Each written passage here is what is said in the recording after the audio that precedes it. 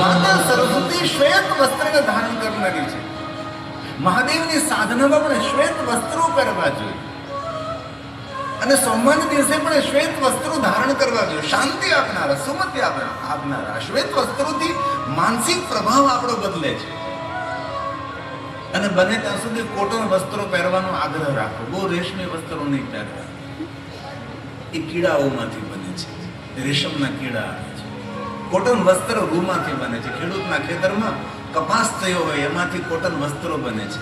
તેથી હૃદયને અને શરીરને ઠંડક આપનારા હોય છે. તેથી શ્વેત વસ્ત્રોની પ્રધાનતા છે. માતા સરસ્વતી શ્વેત વસ્ત્ર ધારણ કરે છે. જે સંગીત અને વાણીની દેવી છે એ માં સરસ્વતીને આપણે સૌ રોજ પ્રણામ કરવા જોઈએ. યા કુંદેન્દુ તુષારહાર ધવલા યા શુભ્ર વસ્ત્રાવૃતા યા વીણા વરદંડ મંડલિતકરા યા શ્વેત શ્વેત કમલ હે માં સરસ્વતી. યા બ્રહ્માચ્યુત શંકર પ્રભુતિ દેવે સદા વંદિતા સામા પાતુ સરસ્વતી ભગવતી નિશેષ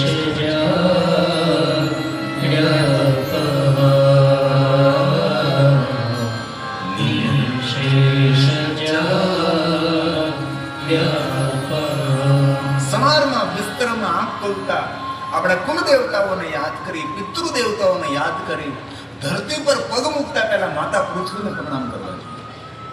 જે માતા પૃથ્વીને પ્રણામ કરે છે એની રક્ષા માતા પૃથ્વી કરે છે.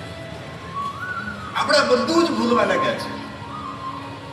સ્વાધ્યાય પરિવારે આ કામ બહુ ઉજળું કર્યું.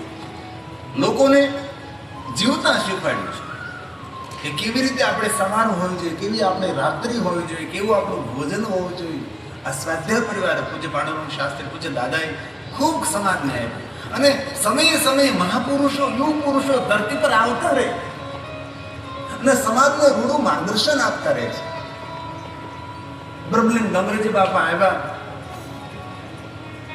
કેટલું હિત કર્યું સમાજ લોકોનું. એ પહેલા મહાપ્રભુજીની બેઠક 3 વાર પૃથ્વીની યાત્રા કરી, જ્યાં જ્યાં બેઠા ને ભાગવત કથા કરી હતી તે મહાપ્રભુજીની બેઠક તરીકે આપણે ઓળખી. 84 સ્થાન બેઠકના. આમાં સમયે સમયે મહાપુરુષો અવતરણ થાય છે અને દરેક જીવોને ભગવાન તરફ તે લઈ જાય છે. આ સાધુ પુરુષોનું કર્તવ્ય છે. બ્રહ્મનિષ્ઠ સાધુ પુરુષોનું દર્શન કરવાથી આપણું કલ્યાણ ને મંગલ થાય, આપણને પુણ્ય મળે છે.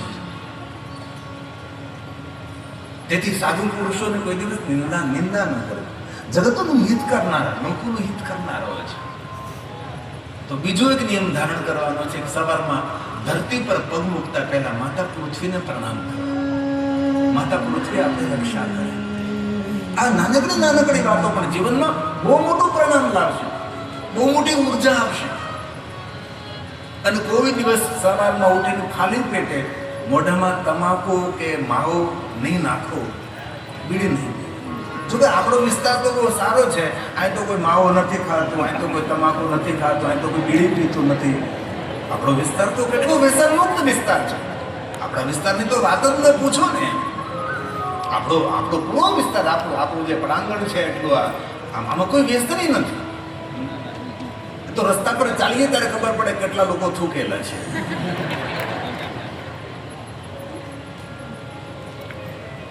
ગીતા પ્રેસ ગોરખપુરમાંથી એક બુક બહાર પડે છે, ક્યાં કરે ક્યાં ન કરે. એની અંદર કહ્યું કે જે માણસ ધરતી પર થૂકતો રહે છે તેને નિર્ધનતા છે, અને જે માણસ થૂકતો રહે તેને રોગ પ્રત્યેકારક શક્તિ ઓછી થાય. કદાચ શરીર લાળ ગ્રંથિથી ચાલે. મોઢામાં જો લાળ આવવાનું બંધ થઈ જાય ને તો પાચન શક્તિ મંદ પડે. પાચન શક્તિ મંદ પડે એટલે માણસ બીમાર પડે. તેથી પાન માવો ખાઈને જાતા થૂકવું એ દુર્જનનું લક્ષણ છે, સજ્જનોનું લક્ષણ નથી. કોઈ પણ મહાપુરુષ, કોઈ પણ સાધુ પુરુષ, કોઈ પણ જ્ઞાની પુરુષ, કોઈ પણ વિદ્વાન પુરુષને તમે કોઈ જગ્યાએ થૂકતા નહીં જોવો. તમે તારણ કાઢજો, સજ્જન માણસ, જે ભણેલો ગણેલો ડાયો માણસ હોય એને થૂકતા નહીં ભાવે. અને ઘણા માણસો થૂકતા જતા હોય, કોઈ દિવસ નહીં. આ નાનકડી વાતો છે પણ જીવનમાં ઘણું બધું ફળ આપે આપણને. તેથી આજથી કોઈ દિવસ જાહેર રસ્તામાં જ્યાં ત્યાં જે તે જગ્યાએ થૂકવું નહીં. અને આ કથા દરમિયાન દિવ્ય ધામને તમે દાન આપો તો બહુ સારી વાત છે. મોટું દાન આપો, નાનું દાન આપો, અનુદાન આપો, યોગદાન આપો, સારી વાત છે.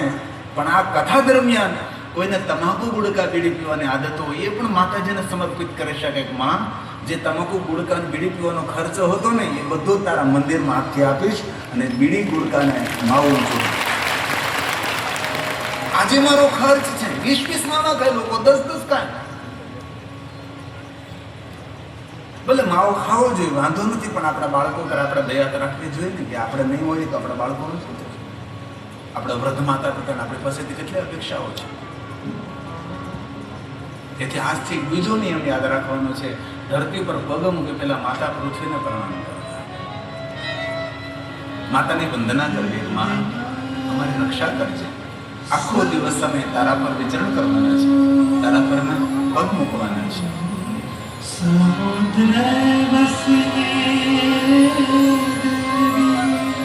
હે મા પૃથ્વી,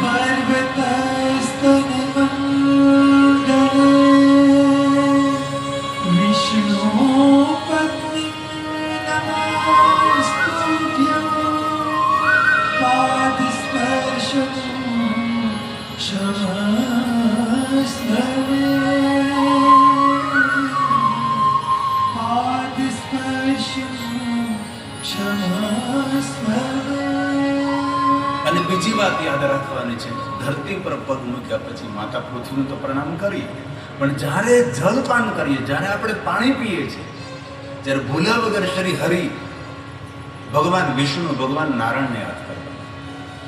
નારમ યનસ્ય નારાયણ.